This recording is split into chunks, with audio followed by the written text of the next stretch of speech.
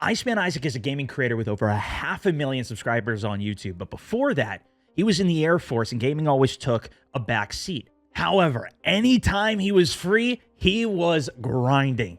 Then in 2020, he created Warzone Academy, which has led him to become one of the most trusted sources for Call of Duty, tips, tricks, and absolutely make his name in the community. Today, we ask him how he did it. I got nothing to do. I'm showing up to the squadron to make sure I'm still alive. And then when I got home, I am grinding Overwatch ranked for like 8-10 hours straight and then going to sleep and doing it all over again. Ended up finding out that I was like ranked number 3 in the world. And they're like, dude, you should post a YouTube video. So I end up grinding. I hit number 1 ranked in the world. And I throw up a YouTube video. It was just a moment of pride. I'm like, I've got a lot of really cool clips. I somehow hit number 1 ranked in this leaderboard. And I just wanted to share it. After I made that video, I was like, dude, you should totally stream on Twitch. I'm like, what is Twitch? I've never heard of this. I had that, 2-3 month gap where I made that video and it kind of popped off in the YouTube algorithm and I started making some videos, but then I got into training and I just got slammed. I had 0 time. I would wake up, be up at 6 a.m., go to classes all day, be in flights all day, then I'd be home studying and flight planning. That was my life. And so I went on like another 6-month hiatus. I hardly made any content. And then I saw this window of opportunity again. I had another 3 or 4 month break where I was getting in processed in my new squadron. I was waiting for some security clearances to get passed through. And I'm like, well, time to pick up the sticks again. I'm hearing these rumors, like you probably did at the time, that there's going to be a Call of Duty Battle Royale. And I kind of have a conversation with my wife where I'm like, hey, I'm really enjoying this military thing. It's treating me well. It's treating the family well. But when we start talking about having kids in the future, this isn't going to give us both the financial flexibility, but more importantly, the lifestyle flexibility. That was when I stopped taking breaks. That was basically when I decided I'm going to do this. I'm going to see if I can make this a career. And I full committed using all the knowledge that I had gained in the past 3 years of content creation and really committed to a dedicated series, the Academy, to help people grow in Warzone. And that did wonders for my business. Kind of took things to the chalkboard level. I removed all the confusion and I would take a top-down look at the map and just really break things down to fundamentals, like you were a coach, a football coach going over tapes. And I would basically just draw out X's and O's. Hey, here's the rotation. And stop thinking about everything from your perspective. You have to understand what the map is doing to the player and what the other players are likely going to be doing in their rotations. And working through, this kind of big to small. I'm like, what are the really unique questions that no one is answering? Mm-hmm.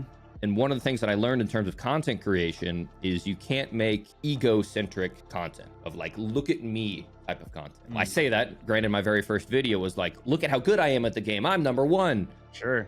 But if I kept doing stuff like that, that's not providing any value to you outside of entertainment. I'm not building a community. I'm not building loyalty. It was like the biggest piece of advice that they could give is that no one gives a shit about who you are as a creator. But if your thumbnail and title say, this is what I can provide to you. Let me coach you. Let me show you why this gun is better. Let me teach you how to rotate so you can get more wins. Now, all of a sudden, the viewer's like, oh, he's making content for me. I didn't stream for like the first 2 or 3 weeks of Warzone.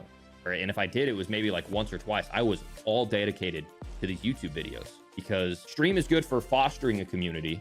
YouTube are good for growing your community. Started my blow up with Warzone 1. Sure. And I started with the Academy. And a lot of that Academy content was in-depth guides, top tips and tricks, like learning all these unique mechanics that you can use to improve your game. I would then have people start sending in footage and I would be reviewing their footage and breaking it down. Eventually, as the game started to progress, people start to feel like, all right, I kind of got a wraps on this Iceman. I understand what's going on. You don't need to like coach me on my rotations. And I'm feeling a little bit more confident. What guns should I be using? Can you really hang with the big boys? How are you doing in tournaments? What's your high kill games? The game slowly shifted from how do I get better? How to get wins at Warzone to what is the best tool to get me wins? It's not conceptually how do I win this game? It's, okay, I get how do I win it. Now what do I use? And so what I ended up doing was I created a second channel. It's called the Academy, where all you get in that channel is coaching. If you are there to learn how to get better at the game, that is the content that you're going to go there for.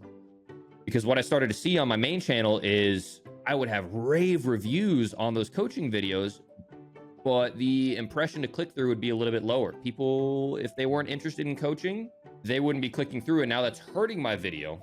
And then that would hurt my other videos that are doing really well, because everyone wants to know what gun to use.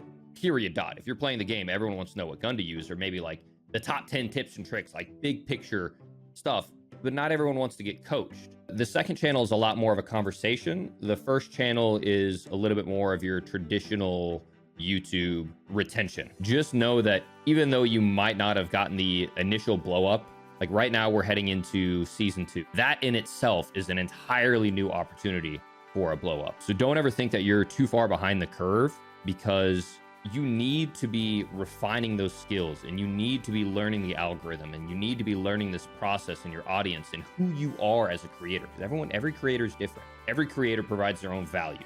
That's what it comes down to, is figure out where your value is to the scene. If you enjoyed that video, watch this one next. And if you want to go pro as a creator, join Pipeline to get the tools and knowledge to be a successful streamer.